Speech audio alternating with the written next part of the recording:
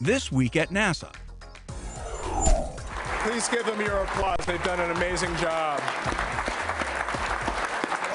Team PipistrelleUSA.com of State College, Pennsylvania, flew away with the largest prize in aviation history, $1.35 million, at NASA's Green Flight Challenge in Santa Rosa, California. Both Pipistrelle and second-place winner eGenius flew their all-electric aircraft 200 miles in less than 2 hours, using just over the equivalent of a half-gallon of fuel per passenger. That was twice the fuel efficiency requirement of the competition, conducted by the Comparative Aircraft Fuel Efficiency Foundation and sponsored by Google. It represents the dawn of a new era in efficient flight and is the first time that full-scale electric aircraft have performed in competition. Electricity is not only a viable, but in fact a beautiful way of powering these airplanes. When our airplanes fly overhead 2,000 feet up, we cannot hear them. When they fly by, they are no emissions. The power to recharge our batteries came from a geothermal plant powered by geysers near Santa Rosa. This is absolutely incredible. The technologies demonstrated may end up in general aviation aircraft, spawning new jobs and new industries for the 21st century.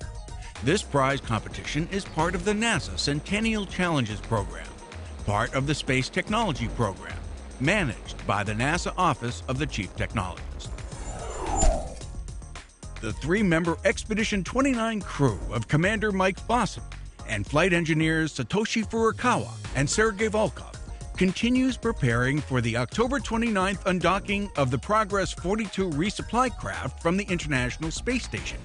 Its replacement cargo vehicle, Progress 45, is scheduled to arrive at the ISS on November 2nd, carrying 2.5 tons of food, fuel, and supplies. Expedition 29 is scheduled to expand to 6 crew members 2 weeks later, with the arrival of flight engineers Dan Burbank, Anton Shkaplerov, and Anatoly Ivanishin on November 16th. Fossum, Furukawa, and Volkov are scheduled to return home on November 22nd. New measurements from the Herschel Space Observatory show that Comet Hartley 2, which comes from the distant Kuiper Belt, contains the same kind of water as Earth's oceans.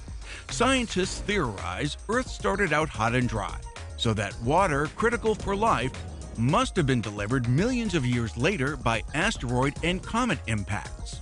Until now, none of the comets previously studied contained water with the same chemical signature as Earth's. However, Herschel's observations of Hartley 2, the first in-depth look at water in a comet from the Kuiper Belt, may help explain how Earth's surface ended up covered in water. Results from a NASA-led study shows unprecedented depletion of ozone protection in the area above the Arctic. Prolonged, unusually low temperatures in the stratosphere last winter are responsible. The study also shows that ozone destruction in the Arctic this year is comparable to that seen in the Antarctic, where an ozone hole has formed each spring since the mid-1980s. The compliance with the Montreal Protocol has limited and really halted the increase in ozone-destroying substances. Those substances that destroy ozone have very, very long lifetimes of many years. It will be many years in the future before those go down to levels where we don't have a lot of ozone destruction. The ozone layer encircles our planet, extends some 10 to 20 miles above Earth's surface, and shields us from much of the harmful ultraviolet radiation that comes from the sun. And now, centerpieces. It's arguably one of the most prestigious awards that can be given to a scientist, the Nobel Prize for Physics. People have mentioned that this is the kind of thing that could win the Nobel Prize, but somehow I couldn't actually picture that happening. Dr. Adam Rees from Baltimore, Maryland's Space Telescope Science Institute is now the latest in this long line of notable recipients. His work, along with 2 others, changed our view of the universe.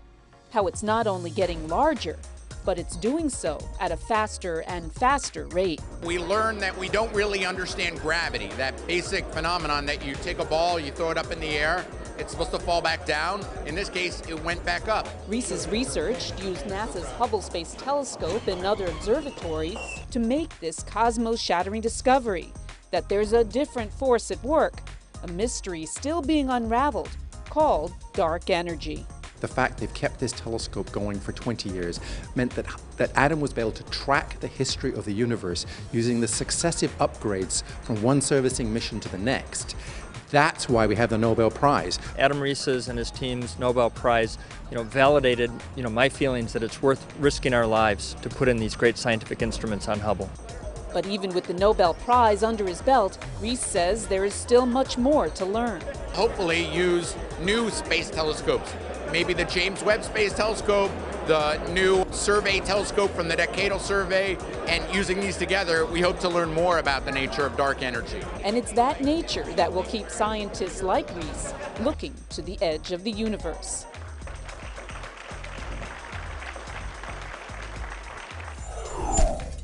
A new Space Act agreement revives a commitment to economic development aimed at supporting NASA's current and future missions. Kennedy Space Center Director Robert Cabana and Linda Weatherman, President and CEO of the Economic Development Commission of Florida's Space Coast, signed the new 5-year Space Act agreement October 3rd at Kennedy. The new agreement highlights a continuing partnership that also benefits KSC's surrounding communities.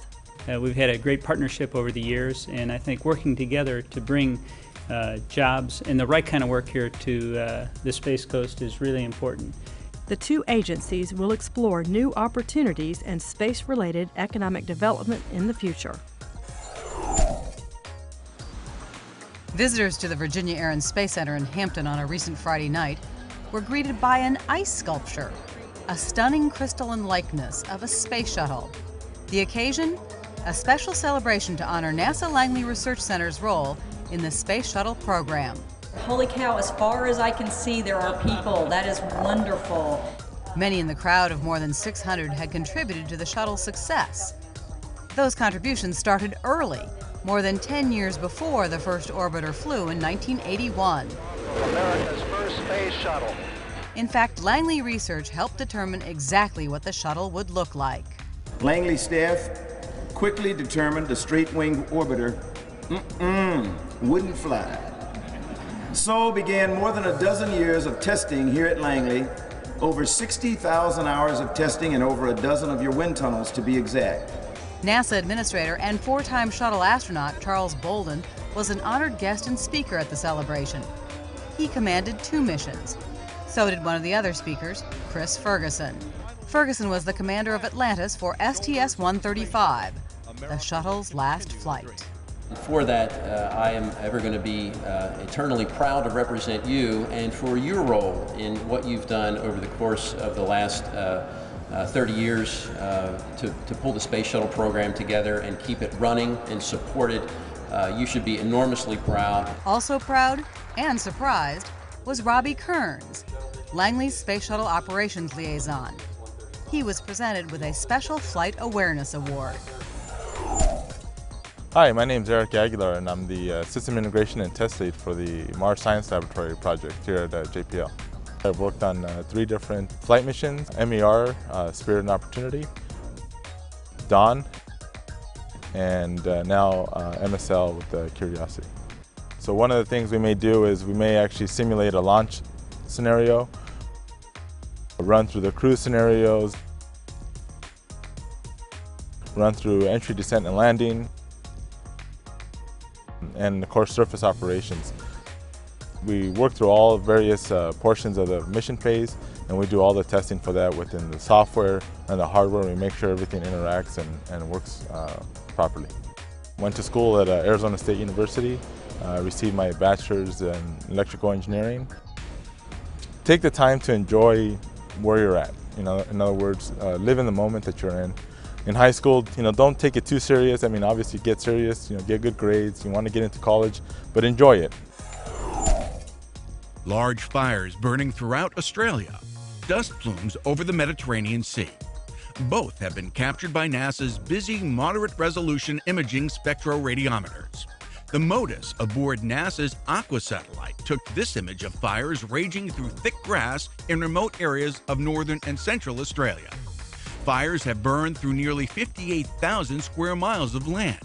in what's proving to be one of Australia's most extreme fire seasons in years. From aboard NASA's Terra satellite, its MODIS has produced this picture of dust plumes in the eastern Mediterranean, ringing the island of Cyprus. The dust extends far enough to reach the southern shores of Turkey and parts of Syria. 37 teachers from across the country recently participated in 2 3-day workshops in Palmdale, California, as part of NASA's Airborne Research Experiences for Educators program, ARES. The program targets 6th through 9th grade educators of science, technology, engineering, and mathematics, as well as college students currently enrolled in an accredited teacher credentialing curriculum. They worked with and heard from NASA engineers and scientists involved in airborne science and flight research. Is a black and white image saying how bright it is at this frequency band. It's just black and white image saying it's bright here, not bright here. The groups also toured NASA science aircraft, including the Sophia Airborne Observatory at the Dryden Aircraft Operations Facility, and participated in an innovative teacher-student challenge to plan a flight mission to improve earthquake monitoring.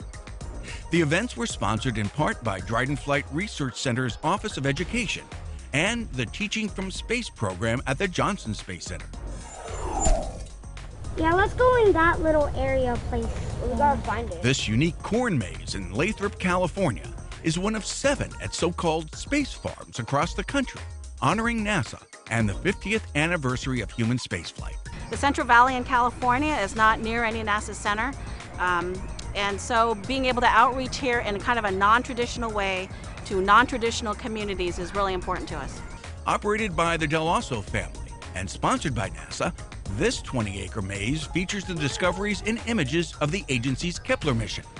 Kepler is the first spacecraft capable of finding Earth-sized planets in or near the habitable zone, the region in a planetary system believed suitable to support life as we know it. Visitors also had access to an aerial ropes course, zip lines, rides, and more. The Space Farm 7 Maze project combines the thrill of space with the intrigue of finding your way out of a maze. This is a Brazilian feed corn. It grows about 10 feet tall, and we plant the maze. We just do one solid planting and carve it out when the corn is really small. Some people wonder if we take the stalks out when they're 10 feet, which is obviously not going to happen because that'd be very, very difficult. And then when we're done for the season, we plow it under and we feed it to cattle. Each farm selected a theme highlighting that region's particular NASA field center and its contribution to the agency. You can vote for your favorite NASA-themed maze design at www.spacefarm7.com. And that's This Week at NASA. For more on these and other stories, log on to www.nasa.gov.